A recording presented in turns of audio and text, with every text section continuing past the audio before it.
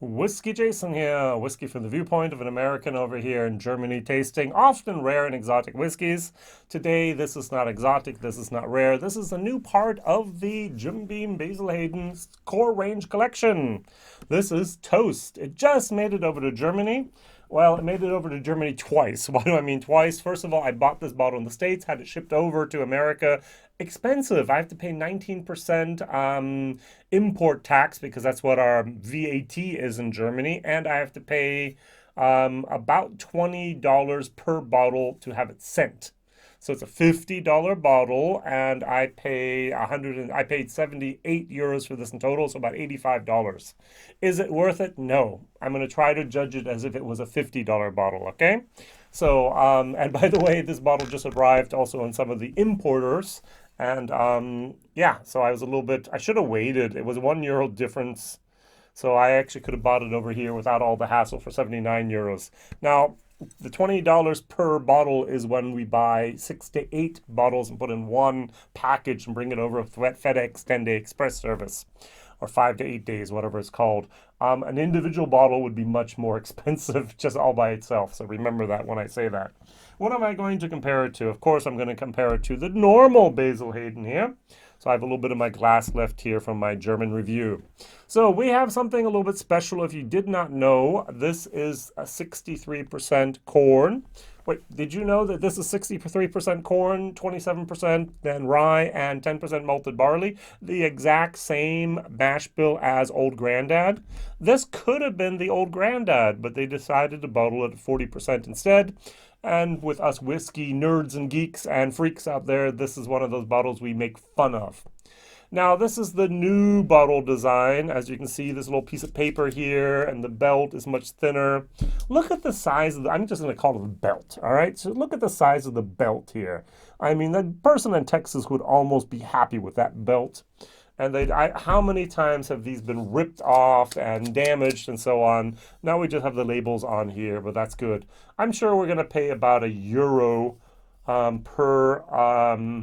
per belt here, $1 per belt. I don't know. It might be 23 cents. Who knows? But to put that on and glue it on and have that on there, who knows? All right, good.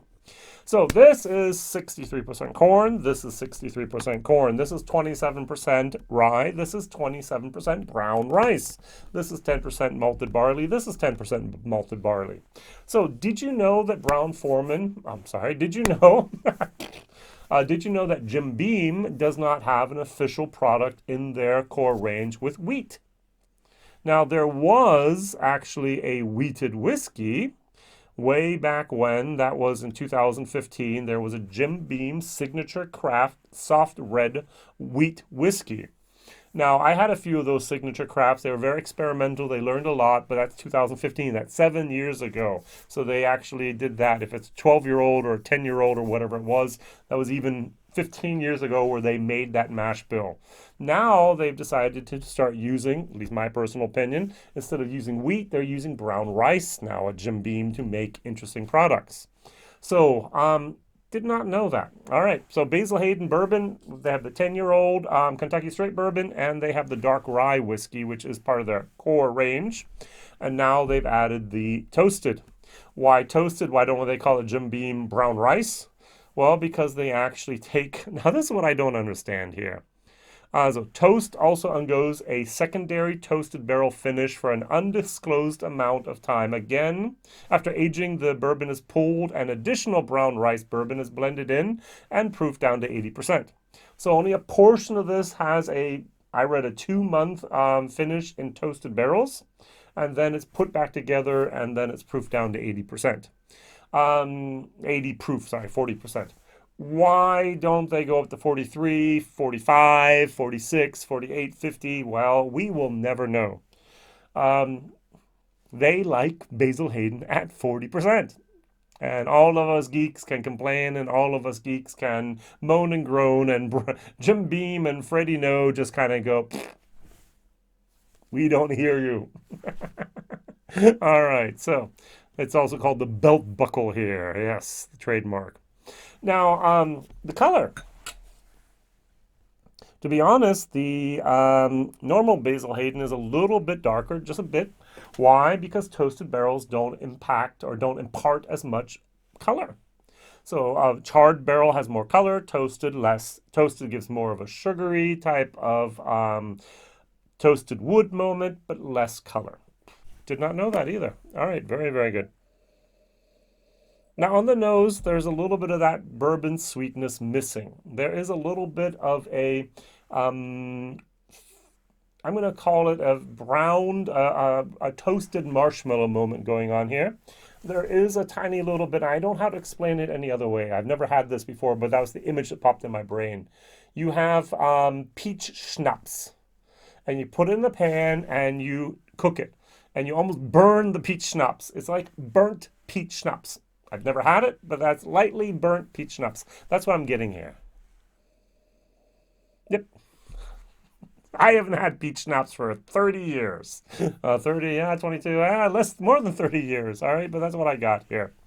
Um, Now, I personally don't dislike Basil Hayden. I have recommended, and I will recommend, that Basil Hayden is one of these things for entry level bourbon drinkers. I'm not going to give someone who's just finding their way a little bit into bourbon a Booker's or a Stag or anything else in barrel proof. That's just not my thing. My thing is to say, hey, what would you like? And oh, okay, good. This is kind of what you might want to try this. And it'd be a Makers I would go for as a wheated whiskey. It would be a Basil, a little bit higher proof here. It could be something else there, but it's actually, for many people, this is a beautiful, beautiful bottle. For me, it looks like the presentation of an art student in the first semester of college. Yeah, oh, look, I could put a bib and I could put a belt and then I could do the bottle and looky here. It looks like they almost cut it out themselves. That's what it looks like for me, but personal opinion again. So this is over here in Europe, somewhere between 30 and 35 euros. This is going to land up around 78 euros. So I can get two of these for one of these. This is not going to be something I'm going to introduce my friends to and say, hey, take a look at that.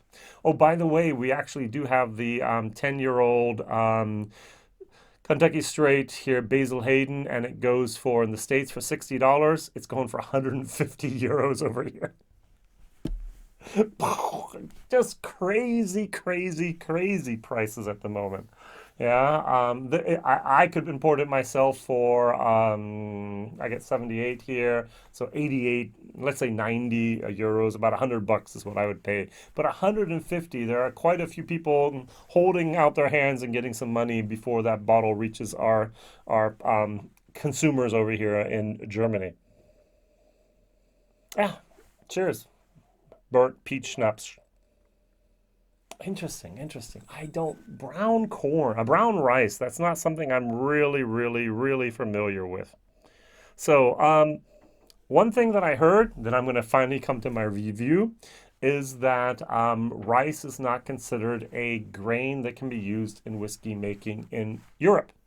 Now, I have just recently done an in-depth study about the rules and regulations of whiskey in Europe.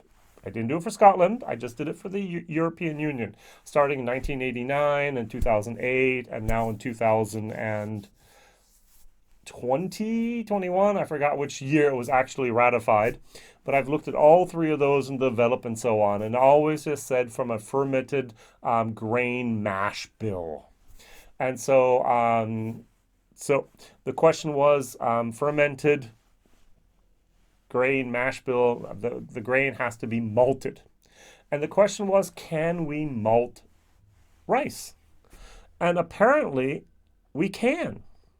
So according to my favorite place in the world, sometimes that's going to be then Wikipedia, you can actually malt then also here. Not just barley, because as most enzymes we do that, but also we can malt then rye, we can malt wheat, we can malt oats, we can malt corn, and we can also malt rice. So there should not be a problem of making a whiskey out of rice. Now this has corn in it. Is that corn malted? No. It has here rye in it. Is that rye malted? No. So most of the stuff in our whiskeys, especially in America, except for our malted barley, is not malted anyways. And so, it's always the question, what is a grain? And rice is actually a type of grass, an old grass, just like an old rye is, like a wheat is, and so it actually is a type of a grain. So now I can try this finally, 40%. Cheers.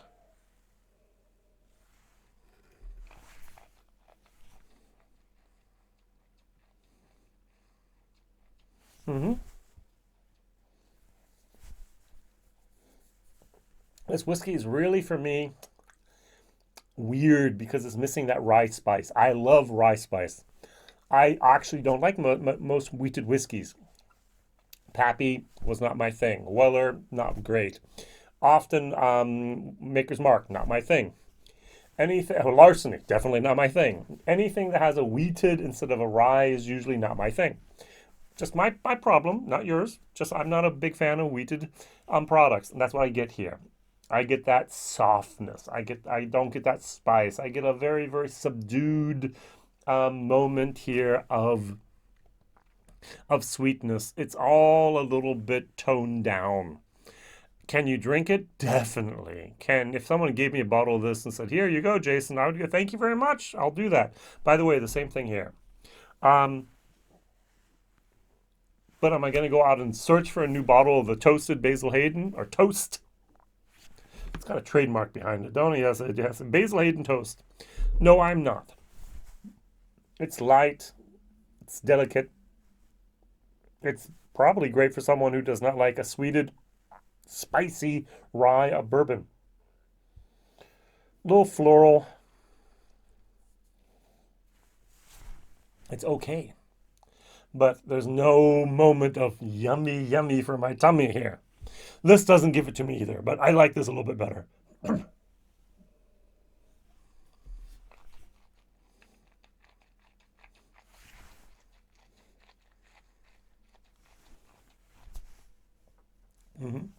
Not bad. Great, no, but not bad. If I were doing the pricing, I would price this someplace between 25 and 30 euros over here, and I'd place this between 30, 35. I'd put this around 35 euros. So I'd be willing to pay 30% less than what you pay for in the States. The $50 should be around $40 in my case, and this should be around our 25 to $30 here. My personal opinion. This is actually a very nice C whiskey. It could, on a good day, be a C plus. Then I have to give this a C plus plus, which it's not. It's a solid C. It's not a C minus. It's not a C plus. Solid C. For some reason, I like this bottle. I like the cork. It's an artificial cork, but it's got a nice design here. The black thing at the top looks a little cheap. I like the label a little bit better with the belt buckle here than this one, but this is a little bit more classic and what I grew up with or I've gotten used to in the last 6 or 7 years so. But I actually think that is a well-designed bottle. It's got a nice little necklace on it and everything here. Not necessary, but hey, that's the world we live in today. A tiny little bit of a brown, but it's not a brown sugar moment. It's almost, yeah, exactly. It's like a bundt cake where the crust is a little bit too brown. It's not black, it's just a little too brown. And I know there's no rice flour in a bundt cake, but you're getting to where I'm going with this here. hmm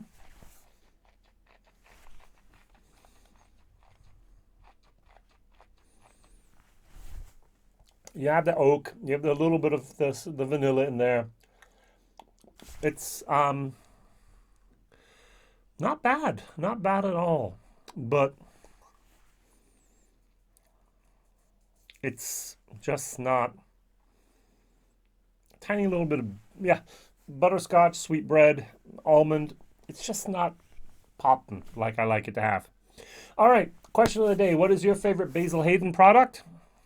I have had the 2 by 2. I've had the What was the other products I've had here? The Caribbean Reserve Rye Whiskey. I've had the Dark Rye. I've had the 2017 Rye Whiskey. I've had the normal. I've now had the toasted. What is your favorite Basil Hayden product? And imagine they put this out at 50% or even higher, 55%. Wouldn't that be fantastic? Hello, Freddie. No, we want more proof with a special release of Basil Hayden, please. All the best. See you soon. Whiskey Jason here. Bye-bye.